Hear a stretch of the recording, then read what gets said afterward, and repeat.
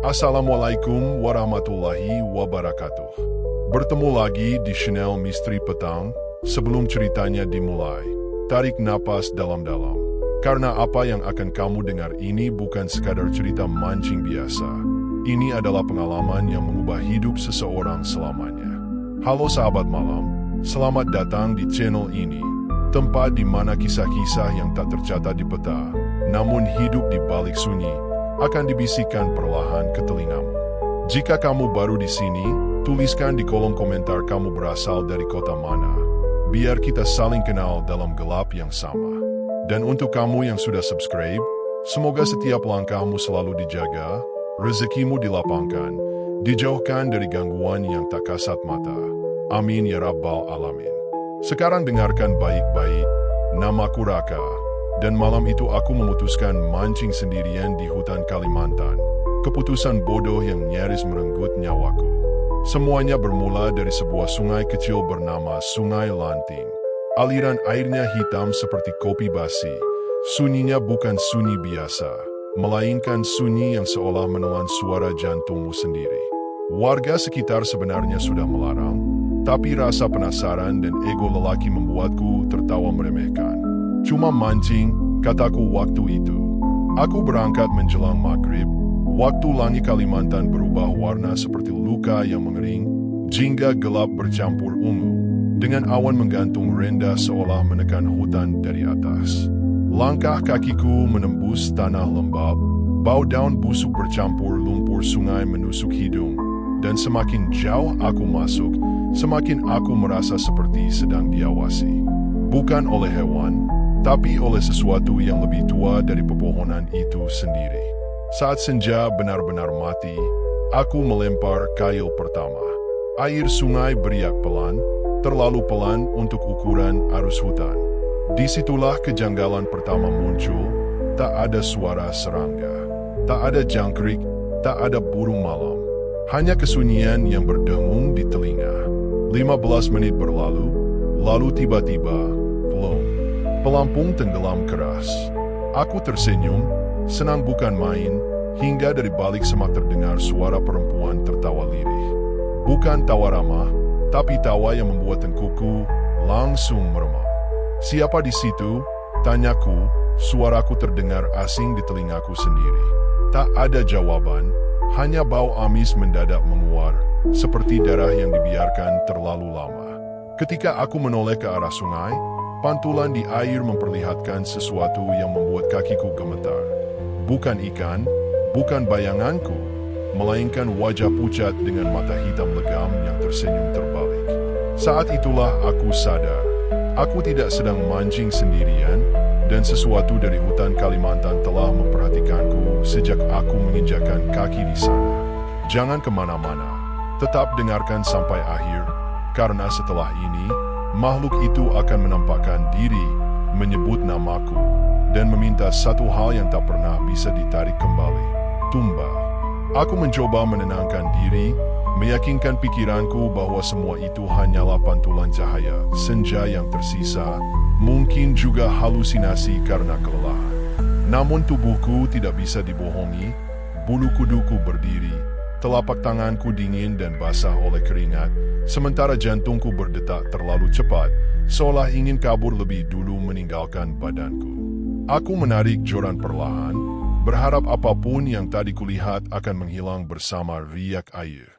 Tapi saat mata kail muncul ke permukaan, tidak ada ikan, tidak ada umpan. Yang tersisa hanyalah bau anyir yang semakin pekat, membuat perutku mual. Di saat itulah suara perempuan itu terdengar lagi, kali ini lebih dekat, seolah tepat di belakang telingaku. Raka, bisiknya, pelan tapi jelas, menyebut namaku dengan intonasi yang tidak manusiawi, seperti suara orang yang berbicara sambil menahan tawa. Aku membeku. Tidak ada seorang pun di hutan itu yang tahu namaku. Aku datang sendirian, tanpa memberitahu siapapun lokasi pasti tempatku memancing. Perlahan aku menoleh, dan dari balik batang pohon ulin yang besar, aku melihat sosok itu muncul. Rambutnya panjang terurai, hitam kusam seperti direndam lumpur bertahun-tahun. Wajahnya pucat kehijauan, Urat-urat biru menonjol di pelipisnya, dan matanya, kosong, hitam tanpa putih, menatapku tanpa berkedip. Tubuhnya seperti perempuan biasa dari pinggang ke bawah, tapi bagian atasnya, ya Allah, dadanya terbalik, payudaranya menggantung ke punggung, dan lehernya terlalu panjang, tidak wajar. Aku tahu legenda itu. Sejak kecil aku mendengar cerita tentangnya. Kuyang, makhluk terkutuk yang berkeliaran di hutan Kalimantan, pemakan darah dan nyawa, pembawa pesan kematian. Kakiku ingin lari, tapi tanah di bawahku terasa lengket, seolah menahanku. Kuyang itu melangkah mendekat tanpa suara. Kakinya tidak menyentuh tanah sepenuhnya. Bau amis semakin kuat, bercampur bau tanah basah dan sesuatu yang busuk. Kau mengambil wilayahku, katanya, bibirnya bergerak pelan tapi suaranya menggema di kepalaku. Aku tergagap, mencoba membaca doa, tapi lidahku keluh. Setiap ayat yang ingin keluar terasa tertahan di tenggorokan. Aku cuma mancing, jawabku lirih, merasa konyol membela diri pada sesuatu yang jelas bukan manusia. Kuyang itu tersenyum, senyum yang terlalu lebar hingga hampir merobek wajahnya sendiri. Tak ada yang gratis di sini, katanya. Angin tiba-tiba berputar kencang, dedaunan berdesir liar, dan dari kejauhan terdengar suara seperti tangisan bayi bercampur lolongan. Kepalaku pusing, pandanganku berkunang-kunang. Lalu ia berhenti tepat 3 langkah di depanku. Pergilah, ucapnya, suaranya berubah dingin. Tapi kau harus meninggalkan Tumbal. Kata itu jatuh seperti palu godam di kepalaku. Tumbal. Aku menggeleng keras-keras. Air mataku mulai mengalir tanpa sadar. Aku tidak punya apa-apa, kataku putus asa. Kuyang itu menunduk, wajahnya kini sejajar dengan wajahku, napasnya dingin menyentuh kulitku. Kau punya, bisiknya, dan hutan ini akan menagihnya, cepat atau lambat. Saat itu juga, lampu senterku mati mendadak, gelap menelan segalanya, dan di tengah kegelapan itu, aku mendengar satu kalimat terakhir yang membuat darahku serasa berhenti mengalir. Jika bukan malam ini, maka seseorang yang kau cintai. Aku jatuh terduduk di tanah, napasku tersengal seperti orang tenggelam yang baru ditarik ke permukaan. Gelap di sekelilingku terasa hidup, bukan sekadar ketiadaan cahaya, melainkan kegelapan yang menekan dari segala arah, membuat pikiranku dipenuhi bayangan buruk. Aku memejamkan mata, memaksa bibirku bergerak membaca doa seingat yang aku bisa. Ayat-ayat pendek yang tercecer karena panik, tapi kuucapkan dengan sisa keyakinan yang kupunya. Entah berapa lama aku duduk seperti itu, sampai akhirnya angin mereda, dan suara-suara aneh tadi perlahan menghilang, menyisakan sunyi yang lebih mengerikan dari sebelumnya. Saat aku membuka mata, senterku kembali menyala. Redup tapi cukup untuk melihat sekeliling. Sosok Kuyang itu sudah tidak ada. Namun kehadirannya masih terasa, seperti bau asap setelah api padam. Aku bangkit dengan kaki gemetar, berniat langsung pergi, meninggalkan semua perlengkapan pancingku. Tapi saat aku melangkah, kakiku menyentuh sesuatu yang keras. Ketika ku sorot dengan senter, darahku kembali berdesir dingin.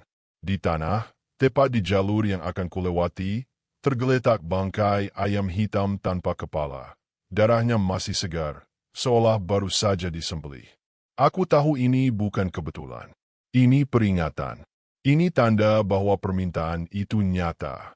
Aku ingin lari, tapi pikiranku dipenuhi satu kalimat. Jika bukan malam ini, maka seseorang yang kau cintai.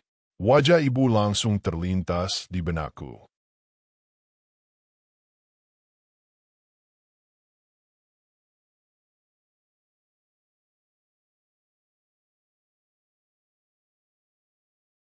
Tangannya yang keriput, suaranya yang selalu mengingatkanku untuk tidak sombong pada alam. Dadaku sesat. Aku menyesal. Menyesal telah meremehkan larangan warga, menyesal telah masuk sendirian ke wilayah yang bukan milikku. Dengan tangan gemetar, aku menyingkirkan bangkai ayam itu menggunakan ranting, lalu melangkah pergi secepat mungkin tanpa berani menoleh ke belakang. Namun hutan seolah berubah. Jalan setapak yang tadi kulalui menghilang. Pepohonan tampak sama semua, berbaris seperti penjaga yang sengaja menyesatkanku. Setiap aku memilih arah, aku selalu kembali ke sungai itu. Sungai hitam yang sama, sunyi, menunggu. Kepalaku berdenyut, keringat dingin mengalir di punggungku. Aku harus bagaimana? Gumamku lirih, suaraku pecah. Saat itulah aku melihat sesuatu di seberang sungai, sebuah gubuk kecil riot, dengan lampu minyak menyala temaram. Harapan kecil muncul di dadaku. Mungkin ada orang. Mungkin ada yang bisa menolong. Tanpa pikir panjang, aku menyeberangi sungai, airnya dingin seperti es, dan terasa lebih kental dari seharusnya. Setiap langkah seperti ada tangan yang mencoba menarik kakiku ke dasar. Setelah susah payah, aku sampai di depan gubuk itu. Pintu kayunya terbuka perlahan dengan bunyi kriit yang memekakan telinga. Di dalamnya duduk seorang lelaki tua, tubuhnya kurus, matanya cekung tapi tajam, seolah sudah melihat terlalu banyak hal yang tidak seharusnya dilihat manusia. Ia menatapku lama tanpa bicara, lalu berkata pelan, "Kau sudah bertemu dia, ya?" Jantungku langsung jatuh. "Kalau kau kesini," lanjutnya, "artinya waktumu tidak banyak." Kuyang itu tidak pernah meminta dengan bercanda. Aku mengangguk lemah. Lututku terasa tak lagi mampu menopang tubuhku sendiri. Lelaki tua itu bangkit perlahan, mengambil lampu minyak dan mendekatkannya ke wajahku. Api kecil itu bergetar, memantulkan bayangan wajahku di dinding gubuk. Wajah pucat dengan mata yang dipenuhi ketakutan. "Matamu sudah ditandai," katanya lirih, hampir berbisik. Baunya sudah melekat. Aku menelan ludah, tenggorokanku kering. "Apa maksud Bapak?" tanyaku dengan suara gemetar. Lelaki itu tidak langsung menjawab. Ia duduk kembali, lalu mengeluarkan sebungkus daun kering yang diikat kain merah kusam.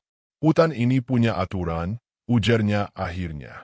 "Masuk tanpa pamit, mengambil tanpa izin, apalagi sendirian saat batas maghrib, itu sama saja mengundang penagih." Ia menatap lurus ke mataku. Kuyang bukan cuma pemakan darah. Ia penjaga perjanjian lama. Sekali ia menyebut namamu, berarti ada hutang yang harus dibayar. Dadaku berdegup kencang. "Aku tidak mau tumbal," kataku cepat, hampir memohon. Lelaki tua itu menghela napas panjang. "Tidak ada yang mau," jawabnya datar. "Pertanyaannya bukan mau atau tidak, tapi apa yang bisa kau tukarkan." Ia berdiri lagi, membuka pintu gubuk, lalu menunjuk ke arah hutan yang kini terlihat lebih gelap dari sebelumnya. "Jika kau pergi sekarang tanpa perlindungan, sebelum subuh kau akan diikuti.